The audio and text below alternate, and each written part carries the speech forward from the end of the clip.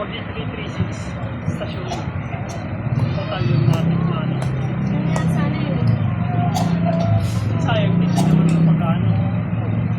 Oo, malaki ng tao.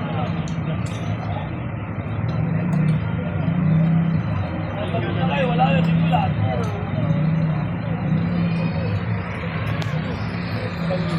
Sara Duterte! Bigising! Bigising! Bato de la Rosa! Arrestuhin! Arrestuhin! Sara FTPO. Bigising! Bigising! Arrestuhin! Arrestuhin! Pero ano na, wala parang ano. Years. Ang laki naman naman. Oo, yun nga eh. Ano kaya mo naman? Yun nga eh. Eh, nabigla lang ako nun eh. Wala sa akin eh. Malaki na. Tumating sa akin eh. 2 years lang yun sa akin. Yun, pero malaki yung kaltas. Pero at least tapos na ako. Wala. Worried ako sa mga kasama kong galit na yun.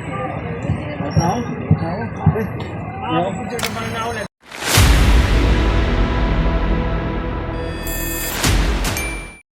Sarado guys dito sa kanan papuntang Senado.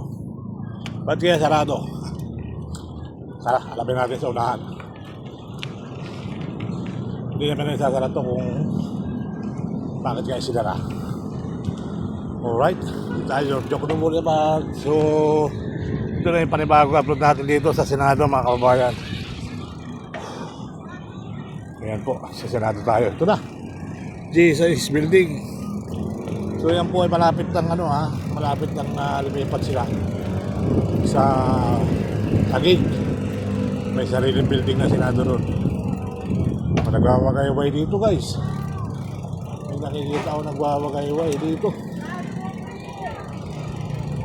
Dito may mga nagkasayaw-sayaw pa rin. Sarado dito guys.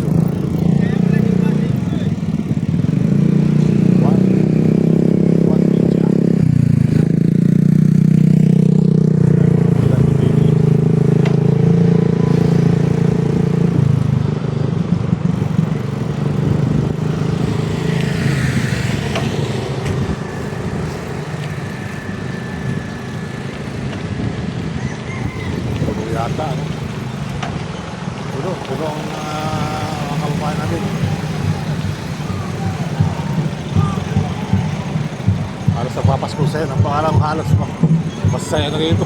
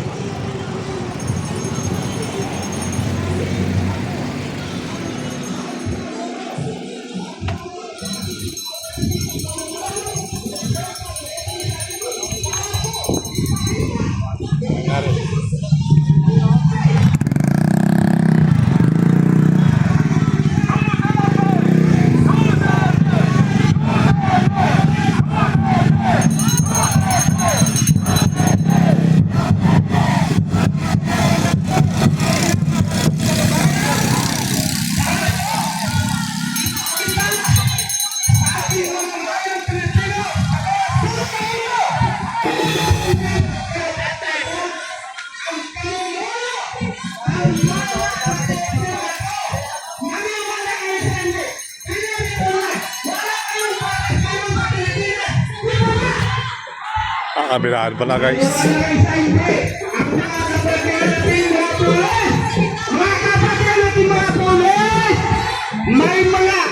May kasabihan po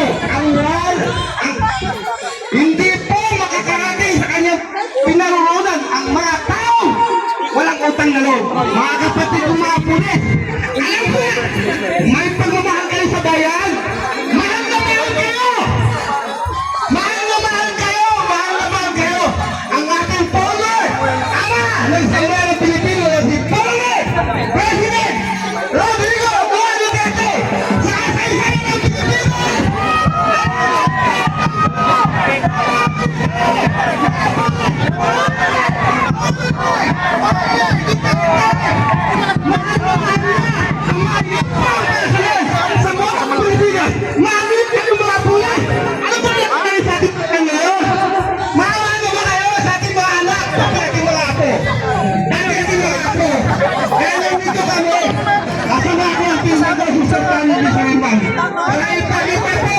ang lumahal niya sa sambayan ng Pilipino. Itong hindi ka nais-nais na pangyayaring corruption, pangayaw sa kabanang bayan. Allahu Akbar! Allahu Akbar!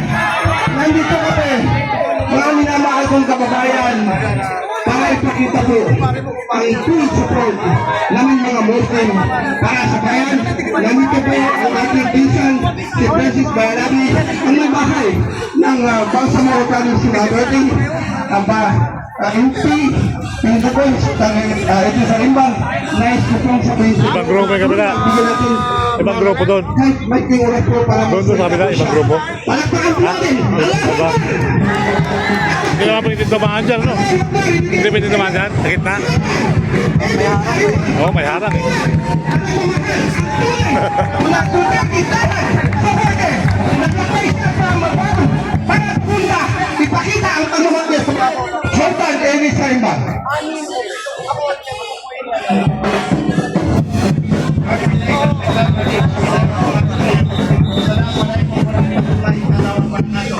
Mabuhay ang Pilipino! Mabuhay ang ating Christian Solidarity! Mabuhay ang ating mga pulis! Military! Binibiyot sa inyo ang kagana sa mga may ng Pilipino! Alhamdulillah, nandito po tayo sa Manila bilang suporta ng ating mga may Pilipino at lalo po sa Senador ngayon, yung mga nangyari ngayon. Suporta din sa inyong mga pulis. Basta lang nilang kalimutan na nasa demokrasya tayo ng Pilipinas. Huwag nating dalhin ang mga kababayan natin dun sa ibang bansa. Kung may problema man tayo dito natin, may korte natin dito, mayroon tayong Supreme Court, mayroon tayong demokrasya dito. Bakit pa natin natin sa ibang bansa? So, nandito po tayo. Supportan po natin ang ating mga senador na hindi tayo mabayag sa impeachment. No impeachment sana. Kailangan natin yung mamunod sa atin dito ang pagsambay ng Pilipino. Patay na umiyak. May pagmamahal sa sambay ng Pilipino dito sa Pilipinas. Actually, nalilito po ako mga kabayan ko ng Philippines, from Bangsamoro. Ako po ay isang appointed ni Tatay Digong nung siya po ay presidente. First parliamentary ng Bangsamoro dito sa Lanao del Sur. Dito sa Bangsamoro ay napunti Tatay na Maranao. Nandito po kami mga Maranao, Tausog, Maguindanao, mga kapatid natin ng Christian para sa suporta sa mamamayang Pilipino. Suportahin natin si Inday Sara Duterte. No impeachment. Kawawa po yung mamamayang Pilipino. Bakit tayo nag-impeachment?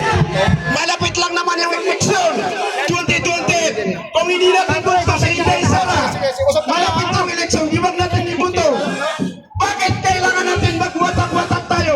Tingnan niyo ngayon. Check na ito ngayon. Sa senador, muntik na magpatayan. Yung NBI, police, maris, mga civilian. Hindi ba tayo naman sa bansa natin? Sa Congress, nagwatak-watak din sila. Yung magkakaibigan, mga magkakamag-anak, nagwatak-watak din ano yung dapat Pininiwalan, yung impeachment na ito, ang mag-ipinaban nito, yung gusto niya, manatili sa Kristo. Basta ang Pilipino, lahat tayo, magkaisa tayo. No impeachment isa! Palagi natin sinasabi na si Inday sa nakalpyo, kung may nagawa siya ng tama, wag natin ibon sa 2020. Hindi natin kailangan mag-impeach. Para sa atin yan, kumagas ang senador, kumagas ang kongres, para sa impeachment. Wala makasalanan si Sara. Alam niyo ba, wala din 25 yan yun. Napakit lang yan. Ginastos lang sa opisina. Alam niyo yan, mga kapatid ko pulis. Sino yung government dito? Alam natin yan. Na kumagastos ang opisina. Meron naman siyang Bakit yung mga mali-malita? Huwag tayo papalit ang pangalan. Di ba mayroong mga mali-malita? May mga ebidensya na wala naman, hindi naman na-impis. Dapat ang yan ang inimpis. Binutrata ang bayan yan. Alam niyo ba yung mga mali-malita? Pira natin yan mga Pilipino. Lahat tayo. Lahat ng government. Tayong mga Pilipino ang nag-isweldo sa kanila. Pira natin yan. Bakit tayo pumapayak na yung malitat nadala lang sa ibang tao, nadala sa ibang country, tinatago nila. Kaya kailangan natin yung mali-malita na yan, yung investigate natin. Huwag si Bibi Sara. Ito naman naman si Mga takbo yung kabayo ko doon. ito naman si Bato. Kung may problema kay Bato, mayroon ba tayo korte dito? Mayroon tayong mga artist kung dito sa bansa natin. Mayroon tayong judgment. Mayroon tayong demokrasya. Bakit natin nila sa ibang bansa? Nagsasalita ko dito para sa ating mga bayan. Kahit yung presidente, kahit yung general, policeman, o sundalo, tayo ang mga kumano. Bakit nalito sa ibang bansa?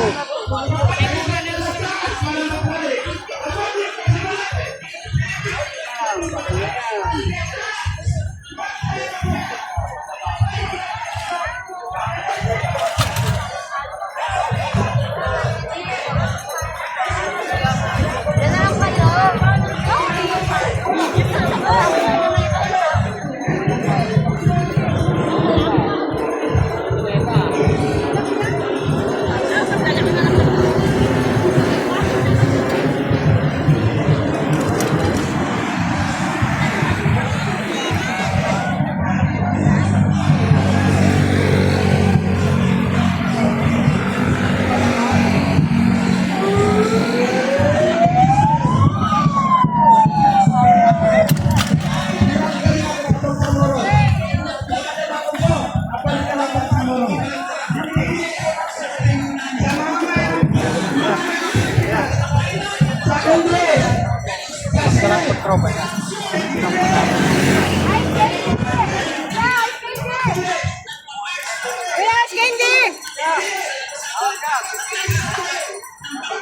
Ubusin na yun, papakyawin na. O kasi, ulan na.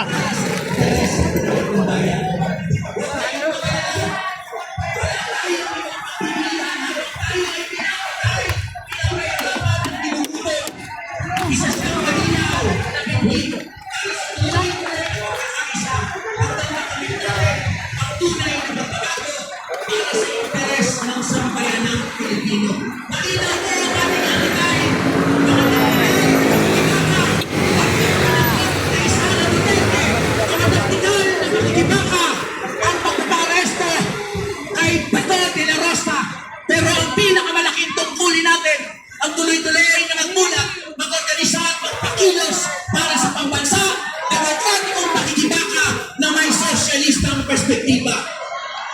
Imperialismo! Tulog na ba kapitalismo? Feudalismo! Bulok na estado! Bulok na estado! Marcosismo! Marcosismo! Mabuhay ang sambayanang Pilipino! Mga kasama, panaginip po tayo makakontay. Ngayong araw at susunod pang mga araw sa nangyayaring paglilitis kay Sara Duterte ngayon sa loob ng Senado. Ipagpapatuloy natin ang patawagan ng pagkagulit ni Sara Duterte, ipakto si Bato de la Mesa at pag-isipin ang hari ng korupsyon at pasismo. Walang iba kundi ang tunay na imperialistang US, si Bongbong Marcos. Kaya naman, kung ipagpapatay po tayo ang pakitin ng panahon na tuloy-balain ang hustisya ng tunay at tunay.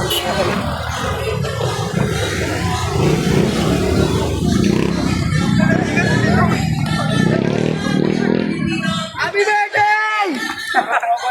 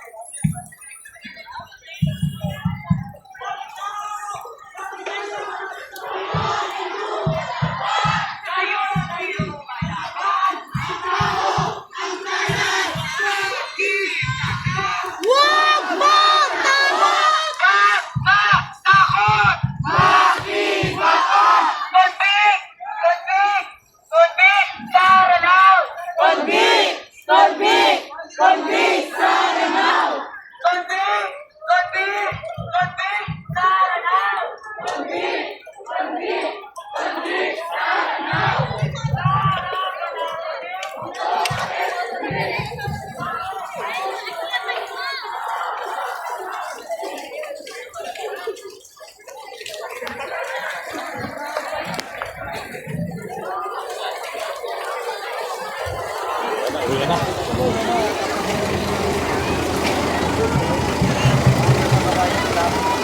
Ang sa kabila ay magpatuloy pa rin.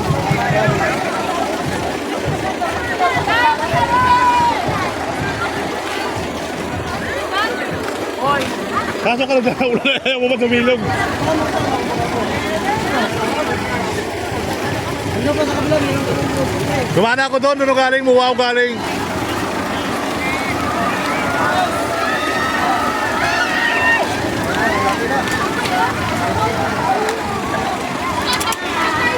Kunwari ka pa eh.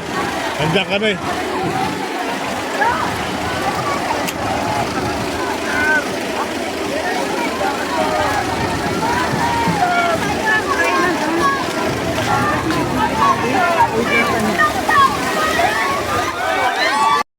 Ang mag-336 stasyon. Total yung natin na ano. Sayang, hindi siya naman sa pag-ano. Oo, malaki ng tao.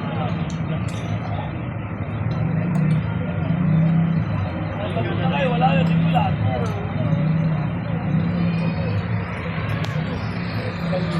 Sara Duterte! Bitisek! Bitisek! Bato de la Rosa! Arresto rin! Arresto rin! Sara FTPO.